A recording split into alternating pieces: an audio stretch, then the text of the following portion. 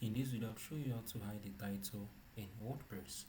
So this is my WordPress account. So I currently just launched a site for educational tutorial purposes. So let's say if you love to hide the title, what you need to do, once you come onto your site dashboard, you're going to be able to see edit site. So click on it. So we're going to wait for it to load up. So once that's opened up, I'm going to show you how you can be able to do this. So right now, this is what is our site title. So currently it's this here, so this is it.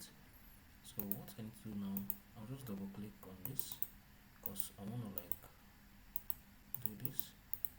Okay, I can just type here, I'll type in how to edu. So once I'm done, I'm gonna click on this save. So yeah, so if I would love to hide this, what you need to just do basically is to just delete it. So I'm gonna click on this. Scroll down, I'm going to be able to see delete. So once you click on the delete, you're going to be able to delete like the site title or the title here in WordPress. So if you find this video helpful, share your thoughts below in the comment section. Thank you for watching. I'll see you in the next video.